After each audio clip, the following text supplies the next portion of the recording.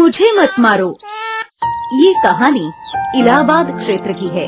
गोपाल का परिवार एक संपन्न परिवार है। गोपाल अपनी माँ और पत्नी कल्पना के साथ सुखपूर्वक रहता है। कल्पना को इस घर में आए 4 साल हो गए, लेकिन अब तक उसकी गोद सूनी थी। काफी पूजा पाठ और दान पुण्य के बाद आज ये दिन देखने को मिला था। इस परिवार की पिछले 3 पीढ़ियों ने अभी तक संतान के रूप में बेटी का मुंह नहीं देखा था। इंदुमती एक संपन्न परिवार की मुखिया थी। उसके पति रामनाथ की मृत्यु गोपाल के जन्म के 1 वर्ष बाद ही हो गई थी। फिलहाल उसके घर में उसके बेटी और बहू के अलावा तीसरा प्राणी नहीं था। पिछले 4 सालों से इंदुमती अपने पोते को देखने के लिए तरस रही थी। इसीलिए कल्पना के इस घर में आने के 4 साल बाद भी जब उसे कोई संतान न हुई थी, तब इंदुमती ही उसे लेकर अपने पूज्य बाबा सिद्धेश्वर के पास संतान प्राप्ति की मन्नत मांगने गई थी। अब इसे बाबा का चमत्कार कहें या कुछ और, 1 साल के अंदर ही कल्पना की गोद हरी हो गई और आज फिर से आशीर्वाद प्राप्त करने के लिए इंदुमती रोहिणी को उसी बाबा के पास ले जाने वाली थी। इंदुमती इसे अपने बाबा सिद्धेश्वर महाराज का आशीर्वाद मानती थी, इसलिए आज कल्पना के गर्भवती होने के बाद उसे लेकर वह बाबा के दर्शन करने जा रही थी। इंदुमती को पूरा भरोसा था कि बाबा के आशीर्वाद से इस बार उसे पोते का सुख जरूर मिलेगा। अरे चल रही, आज भी देर करेगी क्या? आ रही हूँ माँ जी, बस 1 मिनट। अरे आज बाबा की कृपा से तेरी कोख हरी हो गई है, चल जल्दी। अगर बाबा ध्यान से उठ गए तो उनके दर्शन भी नहीं हो पाएंगे और हमरे होने वाले लल्ले को उनका आशीर्वाद भी नहीं मिल पाएगा। दोनों बाबा के आश्रम में पहुँचे। बाबा, आपके आशीर्वाद से आज हमें ये शुभ दिन देखने को मिला है। मेरी बहू को अपना आशीर्वाद दीजिए बाबा। तुम्हारा कल्याण हो पुत्री। बाबा के दर्शन के बाद दोनों घर लौट आए। धीरे धीरे दिन बीतते गए और वो दिन भी आ गया जब कल्पना की डिलीवरी होने वाली थी। इंदुमती बड़ी बेचैनी से घर के दरवाजे पर अपने बेटे और बहू के अस्पताल से लौटने का इंतजार कर रही थी। अरे ये लोग अब तक क्यों नहीं आए? अभी तक तो इन्हें आ जाना चाहिए था। जल्द ही उसके बेटे और बहू अस्पताल से वापस आ गए। ला मेरे पोते को, मैं भी तो देखूं आखिर किस पर गया है।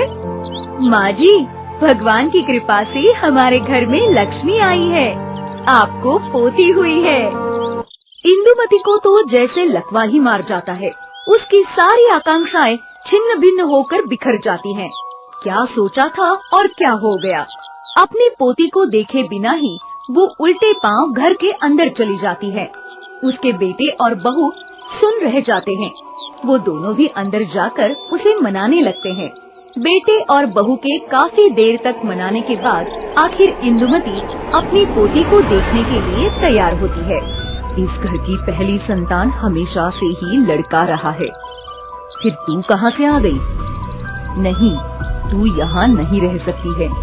तुझे जाना होगा, जाना ही होगा। मैं तुझे यहाँ नहीं रहने दूंगी।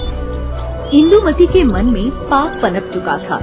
उस नन्ही सी जान इंदुमती की नफरत का ये आलम थी कि वो हर पल उसे मिटाने का अवसर खोजती रहती थी। जल्द ही उसे ये अवसर मिल जाता है। दिसंबर का महीना था। कड़ाके की ठंड पड़ रही थी। अरे बहू, इसने कपड़े में पॉटी कर दी है, तू थोड़ा सा पानी गुनगुना कर दे, मैं इसे नहलाकर इसके कपड़े बदल देती हूँ। जी माँ जी। कल्पना उसे गर्म पानी करके दे देती है, लेकिन इंदुमती का मन पाप से भरा हुआ था। उसने सारा गर्म पानी फेंक कर उस ठंडे मौसम में नन्ही सी बच्ची को ठंडे पानी से नहला दिया। नतीजा, बच्ची को बुरी तरह से निमोनिया हो गया और उसकी छाती में पानी भर गया। महीने भर की छोटी सी बच्ची ने इस बीमारी को न झेल पाने के कारण दम तोड़ दिया। कल्पना पर तो मानो दुख का पहाड़ ही टूट पड़ा। उसका पति भी बहुत दुखी हुआ। खुश थी तो केवल इंदुमती। उन्होंने इस बच्चे के शरीर को घर के पीछे बने बगीचे में दफना दिया। उस रात जब सब सो रहे थे, कल्पना को लगा कि कोई उसे पुकार रहा है। वो अपने कमरे से बाहर निकली तो उसने देखा दरवाजा खुला है। वहाँ उसकी बेटी उसे पुकार रही है। वह ममता से व्याकुल होकर उसकी तरफ बढ़ी। तभी वह बच्ची उसके आगे आगे घुटनों के बल रेंगते हुए बगीचे में पहुंची, जहां उसे दफनाया गया था। कल्पना दौड़ी दौड़ी उस जगह पहुंच गई जहां उसकी बच्ची को दफनाया गया था। वहां पर उसी जगह उसे अपनी बच्ची दिखाई दी। मम्मी, मुझे यहाँ बहुत ठंड लग रही है, मुझे अपनी गोद में ले लो ना।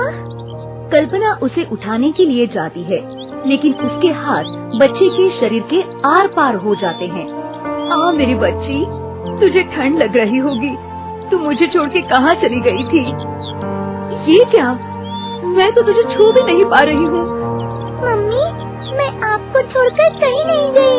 आप यहाँ एक तुलसी का पौधा लगा दो, इस तरह मैं हमेशा आपके पास रहूँगी। खैर, समय का पहिया घुमा और लोग इस घटना को एक बुरा सपना समझकर भूलने की कोशिश करने लगे।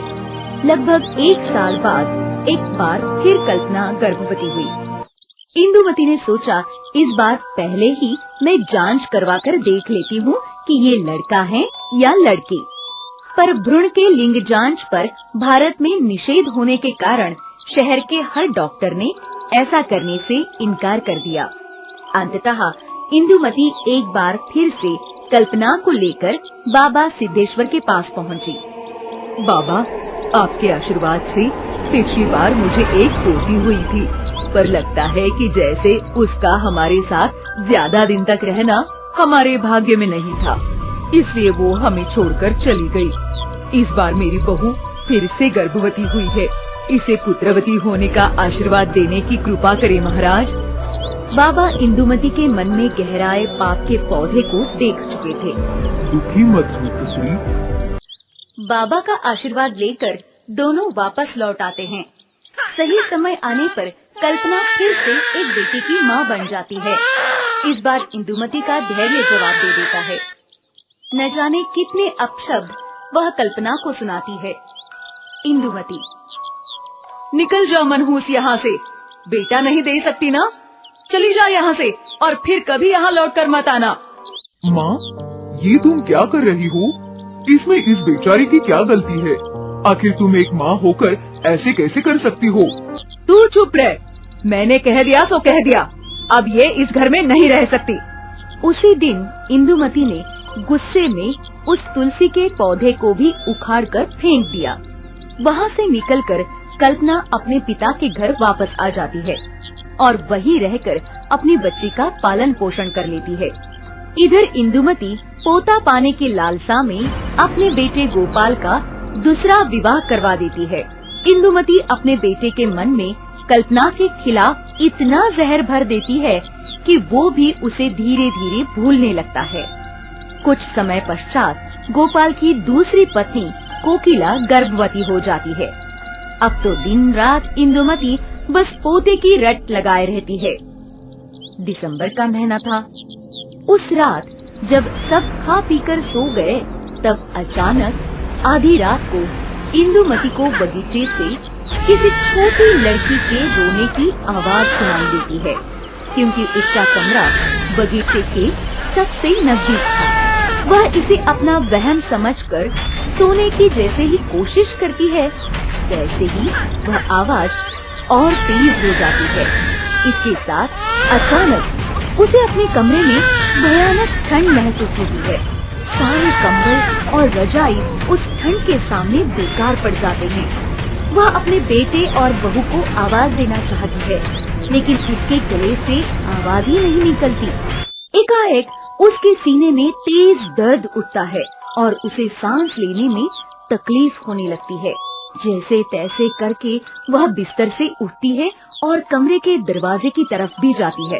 तभी उसके पैर के नीचे कोई चीज आती है और वो फिसल जाती है और उसका सिर बुरी तरह से किसी चीज से टकराता है।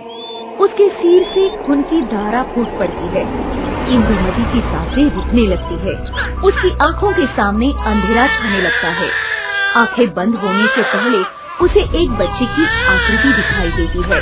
हाँ, अब तू भी वैसे ही मरेगी जैसे तूने मुझे मारा था।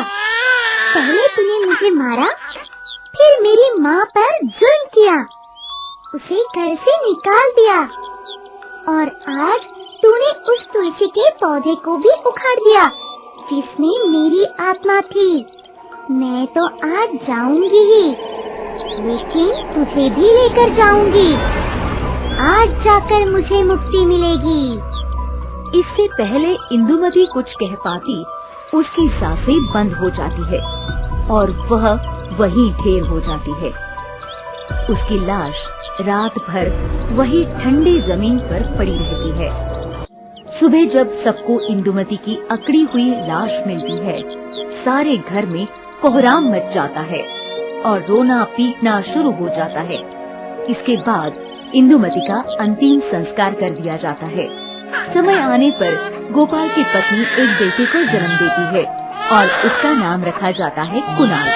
बचपन में अधिक लाड़ प्यार की वजह से कुणाल बिगड़ जाता है और जवान होने तक उसे तमाम तरह की बुरी आदतें जैसे सिगरेट, शराब पीना, जुआ खेलना आदि की लत लग जाती है।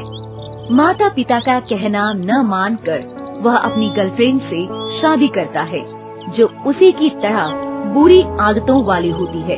वे दोनों धीरे धीरे साजिश करके सारी जायदाद अपने नाम करा लेते हैं और गोपाल और उसकी पत्नी कोकिला को अपने घर से धक्के मार कर निकाल देते हैं। बेचारे गोपाल और कोकिला कहाँ जाएं और क्या करें, उनकी समझ में कुछ नहीं आ रहा था। वो दोनों बेटे और बहू के खिलाफ शिकायत करने थाने जाते हैं। वहाँ उन्हें पता चलता है कि इलाहाबाद हाई कोर्ट में बैरिस्टर ज्योति नाम की एक वकील है जो गरीबों और बेसहारों का केस मुफ्त में लड़ती है। उसके ऑफिस का पता लेकर दोनों वहाँ पहुँचते हैं। वहाँ पहुँचकर वो अपनी आप बीती उसे सुनाते हैं। आप फिक्र न करो, मैं आपका केस लड़ूंगी और जब तक आपका केस चलता है आप लोग मेरे घर पर रह सकते हैं। मेरे घर पर मेरी माँ के अलावा और कोई नहीं है। ज्योति उन्हें लेकर अपने घर आ जाती है। ज्योति के घर पहुंचकर गोपाल को दीवार पर एक तस्वीर दिखाई देती है जिस पर माला चढ़ी हुई थी। ये मेरे नाना जी की तस्वीर है। तभी वहाँ ज्योति की माँ आती है। उसे देखकर गोपाल की आंखों में आंसू आ जाते हैं। ये कल्पना ही थी जो ज्योति की माँ थी। कल्पना, तुम ज्योति की माँ हो? इसका मतलब ज्योति मेरी ही बेटी है? कल्पना की आंखों में भी आंसू जारी थे। बड़ी मुश्किल से उसने हाँ में अपनी आप यहाँ कैसे? सब कुछ खत्म हो गया कल्पना। घर के चिराग से ही घर में आग लग गई। मेरी बेटी, मुझे माफ कर दे, मैं तुझे पिता का प्यार न दे सका। ज्योति कुछ न बोली, बस दौड़कर अपने पिता से लिपट गई। जिस पोते के लिए माँ इतनी मरती थी, आज उसी ने हमें घर से निकाल दिया। और जिस बेटी को बोझ समझकर हमने घर से निकाल दिया था, आज उसी के पास हमें आसरा मिला। इसके बाद ज्योति उनका केस लड़कर उन्हें उनका हक और न्याय दिलवाती है और फिर गोपाल, उसकी पत्नी और बेटी ज्योति सब साथ साथ सुख पूर्वक रहने लगते हैं।